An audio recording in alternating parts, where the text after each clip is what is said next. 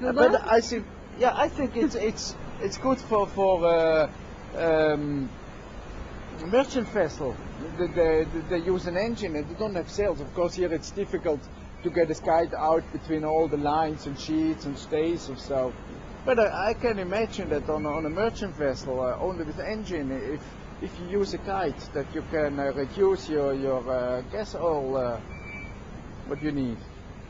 Well, and next to what we do with kites, I also, in cooperation with the University of Groningen, do some measurements. We collect twice a day some air samples from all the way in the top of the mast at 40 meters high. Those will be analyzed for carbon dioxide. At the same time, I take water samples, which will also be analyzed. And that will give us some data on an interesting question, namely how much of the greenhouse gas, the carbon dioxide, which we produce in the atmosphere, is absorbed by the ocean.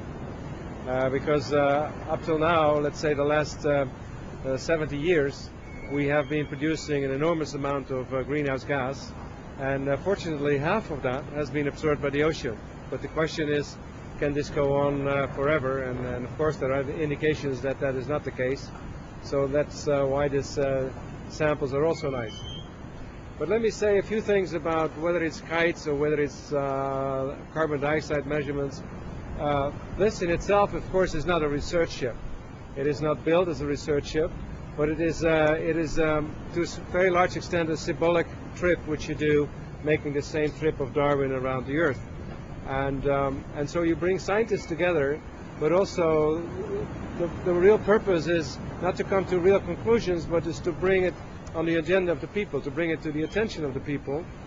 And what I personally liked very much when I was on board for a few times, for a few days, I started realizing that a ship like this, if you look at the ocean, that this is your life, this is your survival. You totally depend on this ship.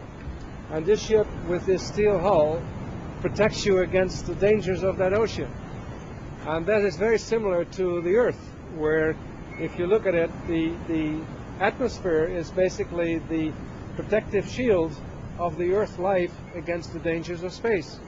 So the Earth itself, as a spaceship, if you want, looks very much similar to where we are now on a sailing ship like this here.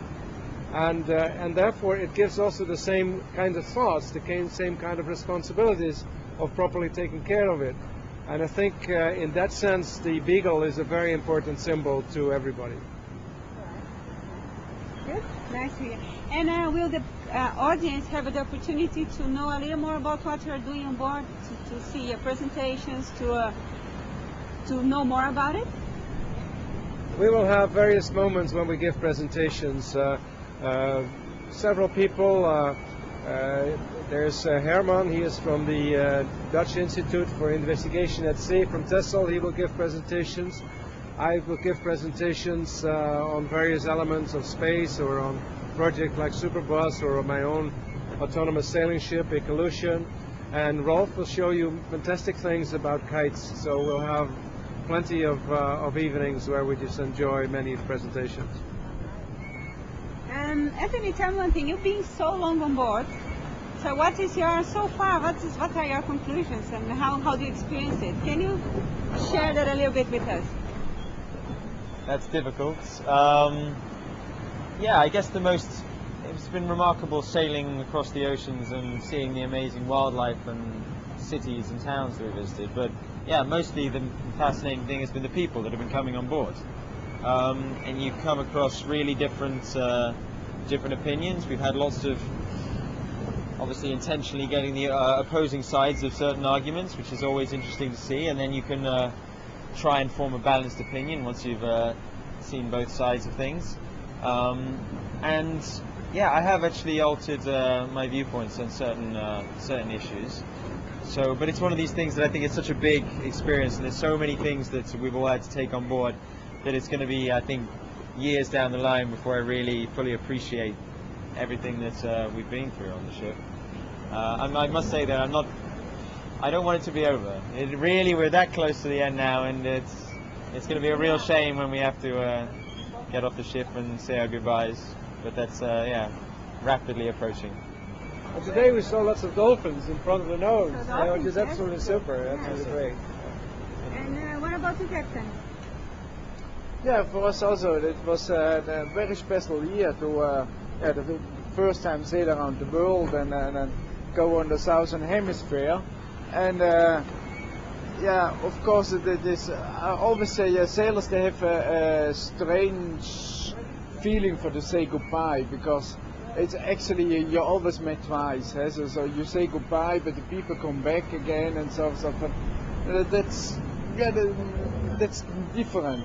For also us, okay, this trip will stop in Cape Town. The ship will go up to the north, and then we go further sailing. We did before, and yeah, but it's different. Now we had all the scientists on board, and of course the crew from vpro. So actually, we saw that in the film Paul made. So that there is one crew.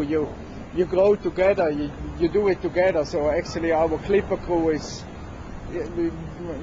getting bigger with the people. Yeah, it's not only clipper, because you are so many days together on the same ship, and of course there are friendships, and we can ask to help the people with the sails. Most of the vpro crew know how it works with the ropes and make the knots, and so that's very nice. Obviously, we will miss it, I think. Yeah.